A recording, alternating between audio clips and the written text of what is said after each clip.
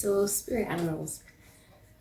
So, the term spirit animals comes up a lot in different spiritual circles, especially in New Age spirituality, but it also has a history in many different indigenous, religious, and spiritual traditions.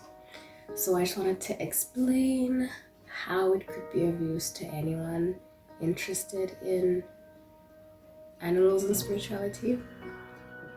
So if you look online for anything to do with spirit animals, you'll probably see different terminology like spirit animals, totem animals, or anything related. And that's all useful, but I'm going to talk about my direct experience and how the symbolism aspect of spirit animals has been the most useful part for me. And the kind of value that it can bring anyone in different areas of their life. So, my story with spirit animals, I've had a very long journey with animals in my spiritual journey, and there have been a few animals, but one in particular that's been like the centerpiece of it all, and the way that kind of unfolded in my life was magical. It was, oh my goodness, it was crazy. And so beautiful. So I'm gonna talk about that first and then talk about a couple other animals that have showed up for me and how they've helped me, how I've, allowed their skills, their contributions to shape different areas of my life. So my spirit animal is a tiger. And if you know me, you might be like, girl, what? You're like meow. I'm like her, like meow.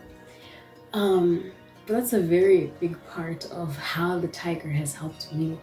I remember sometime when I was like maybe 7 or 8, I was doing some project. Yeah, I was probably like grade 2 or grade 3 or grade 4 actually. And I did this project on we had to pick like what our favorite animal was and then talk about that animal. And I picked a tiger, but I didn't remember this until way later, like a couple months ago. But some of the most significant moments in my life with the tiger. So the first time I remember it showing up for me was strange story.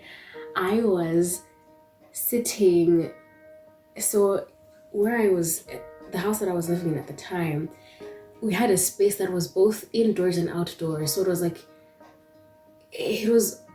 like connected to our living room, but it was built in such a way that like it could have been like an outdoor open space too, but you could also close it so it was like whatever. And there were just there's lots of glass, around the place. And that's where we kept our computers. That was like our office space. So I was sitting in the office space using my computer, and then behind me was like were the glass walls. And I remember at the time, I was using my computer or I was about to sit down and use the computer and I was doing something, and then I looked at the screen and I just saw, no, I didn't look at the screen. Let me start again with that story. So I was sitting down with the computer in front of me and then the glass wall behind me. And then I think I turned around and looked at the glass wall, and behind the glass wall was our backyard. So I looked back and I just saw tiger. And I was like, it was also I was jumpy because at the time, I remember I was living in South Africa at the time, and in the city that I was living in, I remember at that time, there were maybe 2 tigers that had escaped. I think it was in a zoo. They had escaped and they were looking for those tigers. So when I turned around, I just see like stripes and orange and black stripes. I panicked for a split second until I looked at the computer screen in front of me and I realized, wait, my screensaver is a tiger. I don't know, that was really funny to me, and it's something that's significant to me that kind of stuck with me. So now fast forward later in my life, I've always just kind of known I had this affinity for tigers. I just just loved them. I didn't know why I liked them, but if anyone asked me what my favorite animal was, it was probably going to be a cat. But what kind of cat? A tiger, for sure. So when I started becoming interested in spirituality, I started looking up the concept of spirit animals, and one of the first things I probably searched up was the spirit animal of the tiger. And it talked a lot about how the tiger represents things like strength, courage, beauty, royalty, and just having this, and independence. That was the most important one, independence. And at the time, I was still probably much younger than I was. That small glimmer of like independence was what really stuck out to me. And I was like, well, I could use this. And I didn't know what I was doing, but I just knew, like, okay, this is my spirit animal. Somehow it's going to help me become more independent and more powerful. And the way I used it, I probably used it in like, new age spirituality, ritualistic methods of like just going in and imagining, like doing a meditation and finding a tiger there and talking to it, having a conversation with it. There are so many different things that you can do, and there's benefit from any of that. But later on in my life is when I really, really started to see the impact of this tiger spirit with me. Because growing up, I was not like this. I was very, I was even more shy and extremely powerless. Like, just couldn't do anything for myself, or could barely do anything for myself. I mean, I felt powerless. I felt very insignificant and all of that. And then fast forward a couple more years where like I'm being pushed. I've, been in a lot of situations where I had to push myself into becoming extremely independent. And I am. And I did become almost too extremely independent, but that has been part of my journey. And I've had even more mystical experiences involving the tiger. So I remember in a therapy session once, in a very significant therapy session I had, I was trying to figure out something that was going on internally, and one of the things that came up was I felt like there was this something that I would compare to like as an animal that's kind of lurking behind the bushes, and it's dark and just can't see what the animal is, but it's possibly some big cat, and it's just terrifying me. And I'm trying to be myself, but it just keeps on whatevering. So these are all of my internal dynamics. And then this was the part in my life where I was starting to get more in alignment with who I really am and what I really want to do with my life and how I want to express myself, especially through music. And my therapist helped me see, just going inwards and seeing the dynamics with this tiger, that this tiger was kind of keeping me small, like keeping me pressed underneath to protect me. And now that time for protection was done, I could just lift up that paw and I could see that it had protected something that was very beautiful. And that has been part of my musical journey too, is like seeing that there has been something that has been protected that is very, very beautiful and very, very authentic to me. And now it was time to embrace the tiger in a way that's more embodied, like just really stepping into my power and really, stopping my people-pleasing ways, and deciding for myself that I have the power and I can do what I want to do. So during this time in my life, which was not so long ago, within the last 4 years, the tiger started showing itself again. I met this wonderful, wonderful teacher. Oh my goodness, and she has been such a blessing. And the one coincidence is that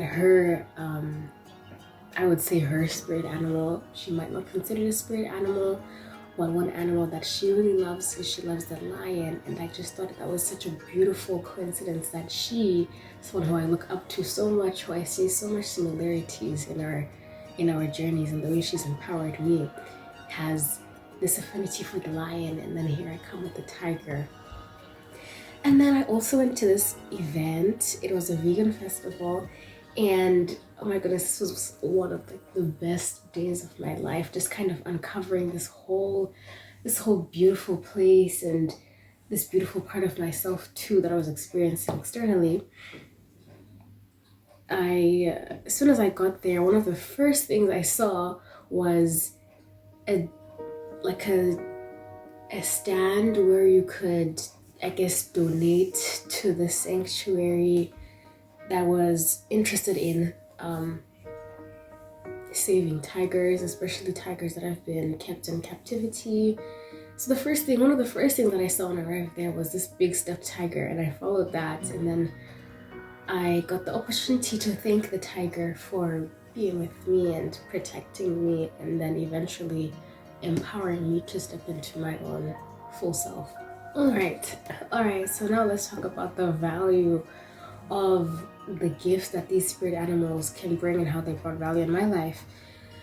So as I explained with the tiger, I just did some research and I leaned into the qualities that this spirit animal was bringing for me. So for example, if I were someone interested in this, I would, just ask myself, what animal do I like the most? Like, what animal do you have the most affinity for? Just without even thinking too much about it. What's your favorite animal? Is it a cheetah? Is it a leopard? Is it a snake? Is it a rat? Is it a horse? Is it a dog? A dog is one that's very interesting to me. Is it a butterfly?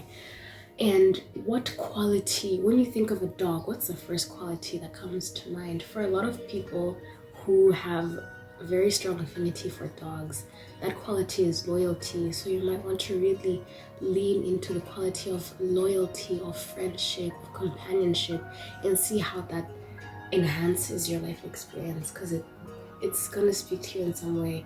Or for some people who really love butterflies and they don't even know why they love butterflies, butterfly is a symbol for, you can look for yourself and explore for yourself, but the butterfly is associated with growth and transformation and freedom, like transformation into a more freed state and beauty, and just this floaty, airy feeling of you can be whoever you want to be, and you can just go with it. There are no limits for you. The sky is the limit.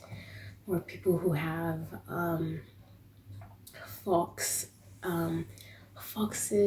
Oh yes, people who I've met who have some sort of affinity for foxes or coyotes in particular tend to be very witty, or would benefit a lot from leaning into their more witty, their more cunning, clever sides. We all have those qualities, but these spirit animals really give us the opportunity. They can bring these qualities into our awareness and then allow us to enhance them by just by the nature of interacting with them more frequently. So like watching videos of these animals, just watch the videos and just let it do its thing. Just watch the video. I know it sounds strange, but just watch the video, or go out and find these animals if you have the opportunity to do so, or read about them, interact with them in some ways if you can, and just allow yourself to learn what you learn. Allow yourself to notice what you notice about being in the presence of these animals. What is the quality that you see that you really want, that they have that you want, or that they awaken inside of you, and go forth with that. So an example of how I've been intentional with the spirit animal recently. Recently I've had to recover from something that was very disorienting, and it meant that I didn't have a lot of energy for a lot of things that I used to be able to have energy for. So I think the cobra spirit animal came to me. I can't remember how it came to me. I think I was watching some nature videos, and I think the cobra, like some snakes, stood out to me. And I'm not a fan of snakes. But the cobra came to me somehow, and I knew like, okay, I think you can help me. So I just kind of allowed. It's really just about allowing. Whatever happens, allow it to, whatever. I'm not gonna go out of my way to find a real life cobra, but I will watch videos of cobras if I don't know, whatever. I did that. And I guess what I really liked was the particular cobra I remember watching. They're very, and snakes in general sometimes, they're very reserved about their energy, but when they strike, oh yeah, the cobra that I remember watching, when they strike, they have like a very high success rate. Even though they don't strike a lot, they have a very high success rate. And that's what I needed at the time when I was, very low energy at a very low point, and I needed to just like be very slow and very precise what I was doing. I had to save most of my energy to heal myself and just get better. And then when opportunities for what I needed or wanted came, I would strike and immediately catch them. So I just allowed that sort of energy to guide me, to direct me, to remind myself, okay, the cobra is helping me here, and just allow whatever comes. And don't make it weird for yourself by thinking too much about it. No need for that. Just go with it. Whatever happens, happens. And you could try journaling about it too. That would be helpful. Or you could talk to yourself about it, or you could talk to someone else, like ask someone, what does this animal, so many things you could do with it, but just allow the animal and the animal's qualities to guide you. Another question you could ask is, how would this animal address the specific situation you're trying to work through? All right, so I hope I gave you some ideas of how spirit animals and animals in general can be very instrumental to our own personal growth, and in different areas where we need unique ways to solve problems. And the one thing that I hope sticks is that the animal isn't giving you something, it's awakening something that is already inside of you, but just helping it come out more. So it's already, these qualities, they're already there inside of you. Let this animal awaken them, like really help you to actualize that potential that you already have.